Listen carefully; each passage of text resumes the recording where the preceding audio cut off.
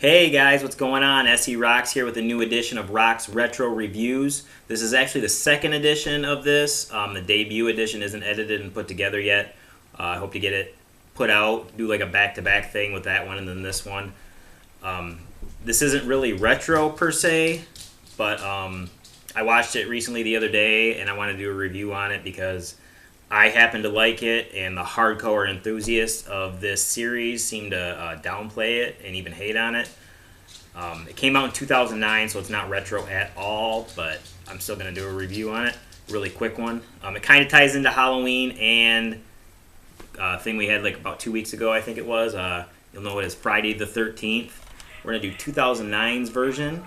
Right here you go. I don't know if you can see that or not, but yeah, so I got the killer cut here. It came out in 2009. It's the first Friday the 13th that I was ever able to see in the theater. I went with a couple friends. I think I went with the doc maybe was with me, maybe my brother, which was really cool to see one in the theater. I remember before it came out, I was I didn't know if I wanted to see it or not because Michael Bay was a producer, and anything Michael Bay is pretty much garbage to me. He overdoes it big time. So I was really lacking on the enthusiasm to see this one, but I still went out and seen it because it was probably the only one I'll ever see in the theater, so I was really excited. It was a packed house in Saginaw, which I've never been to a theater that was like every seat was taken, so that was really cool too. A lot of fan interaction with the movie. I don't think I've ever seen that before, so that was really fun. So the experience in itself, seeing this in the theater, was really fun. I mean, that might have made the movie for me. But I still like it to this day. Like I said, I watched it the other day. I don't know why they didn't, because it's not technically a remake. It's kind of a reboot, I guess they said. But with all these movies that are coming out that are reboots or remakes, I don't like the fact that it is just called Friday the 13th.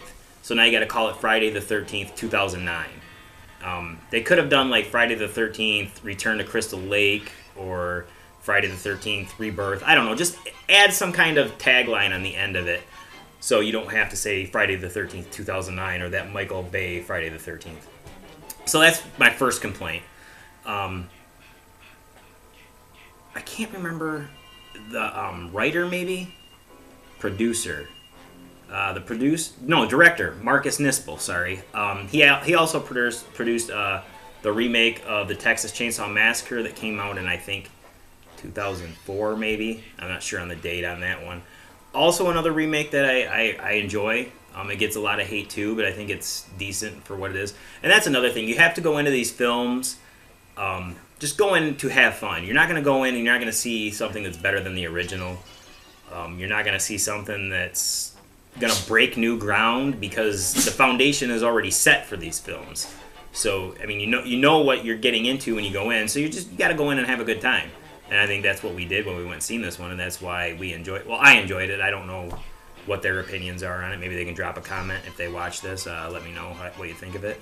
The director also directed a bunch of music videos in the 90s and 2000s. CNC Music Factory. Faith No More, one of my, not my favorite bands, but a band I enjoy. No Doubt, Bush. He did Greedy Fly.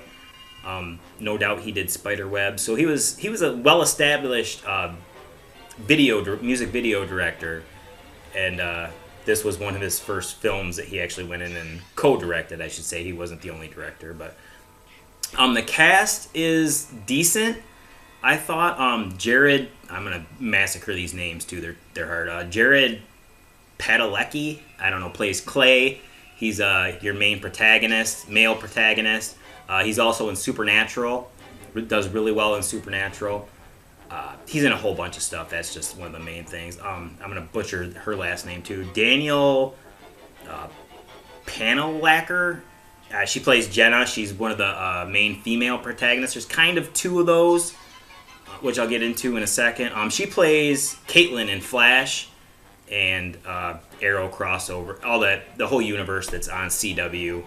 I really like her. She's a good actress. I knew her somewhere, but I had to go to IMDb and figure out where I recognized her from, which was The Flash.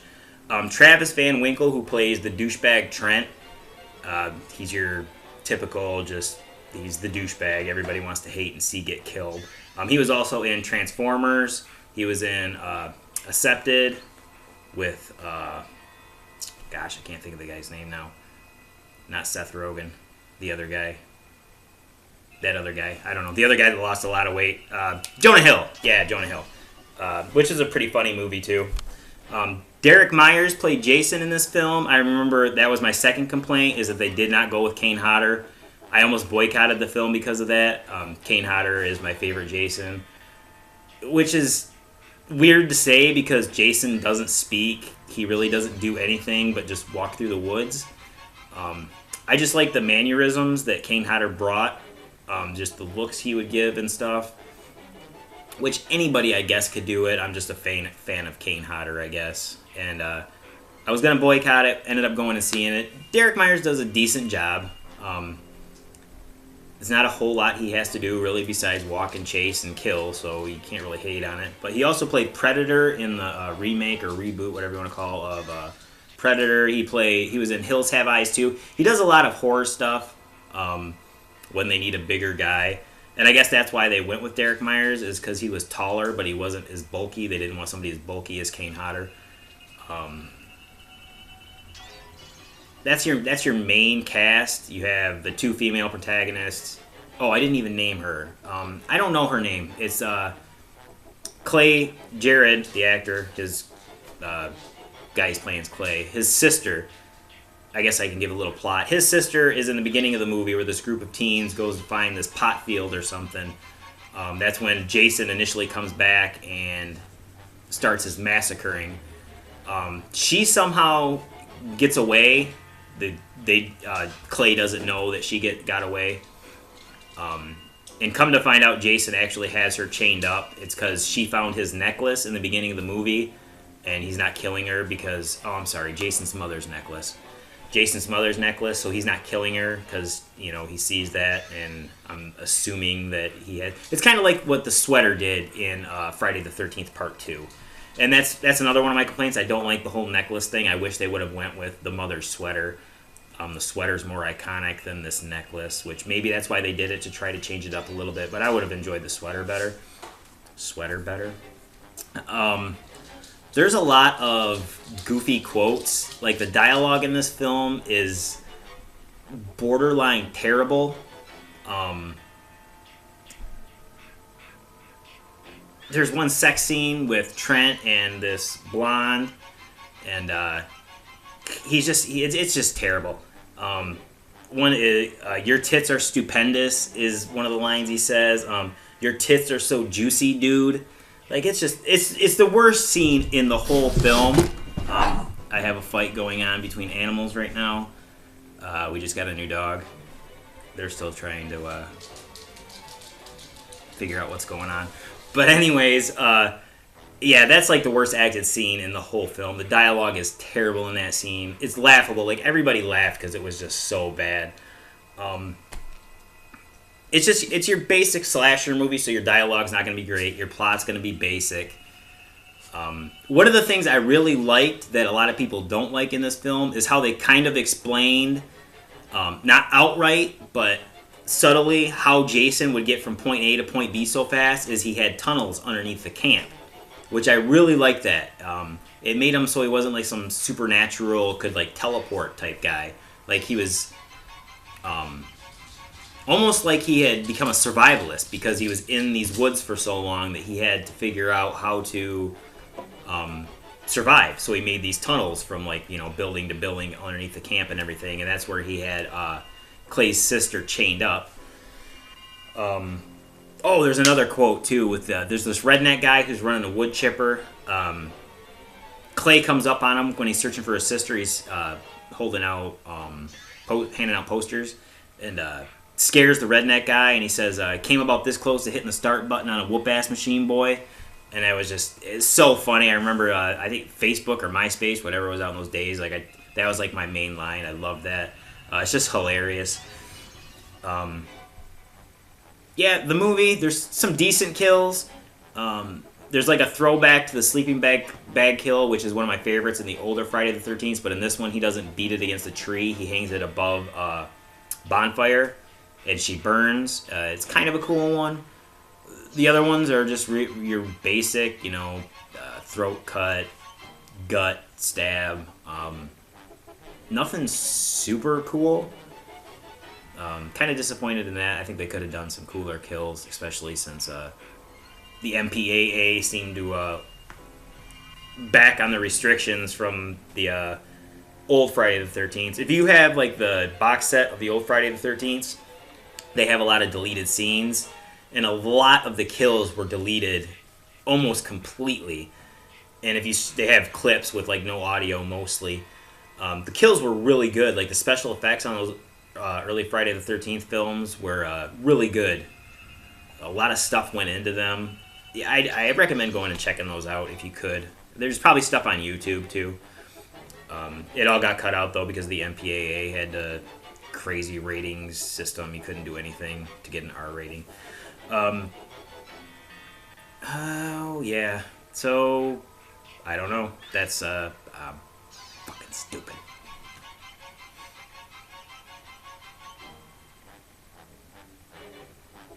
So yeah.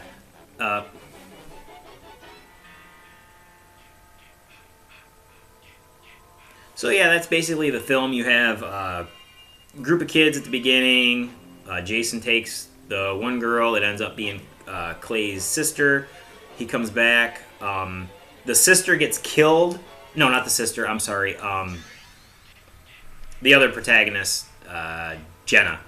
She makes it through the whole film, but she gets killed towards the end when Clay finally finds his sister, which I didn't really like that either. Why keep her through the whole film if she's not going to survive the whole thing? It was just a basic kill. He machete through the gut or whatever. They ended up almost getting away. They got to the barn, which I like the barn too because that's a throwback to your old ones too.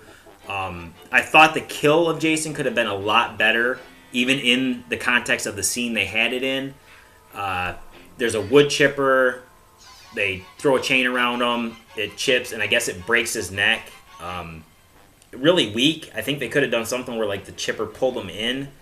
At least, like butcher the top of his head or something if you planned on bringing him back. It was just a weak kill. Then she stabbed him and said, go see your mommy in hell or something. Just a weak line. It was forced. Really bad. Then at the very end, they show Clay throwing Jason and his mask, and his sister throws the necklace into Camp Crystal Lake. And the visual is really cool. I like how the mask comes down and it's resting on the bottom of the lake. I like that visual. Speaking of that too, the design of the mask, I really like the design of the mask. The color on it, I like the way they went with the red diamonds. It was just a cool looking mask.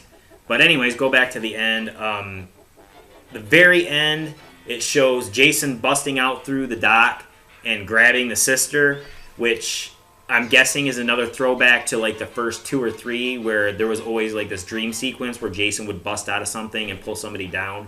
They never tell you. Like it just ends right there where he busts out. I'm going to assume it was going to be a dream sequence if they ever made the sequel. It was a decent ending, like seeing him bust out. I like that visual, always did. Jason kill was just weak. The movie overall, I enjoyed. I have my little complaints, but it was fun. I like the way they tried to establish more of the Jason character, I guess, with this whole underground tunnel thing and how he could somewhat be hurt. I mean, they would kind of fight back type thing. Really a throwback to like your first, I think, 3 Friday the 13th before Jason Voorhees became like supernatural zombie Voorhees. Yeah, so if you haven't checked it out, go check it out. Friday the 13th, 2009.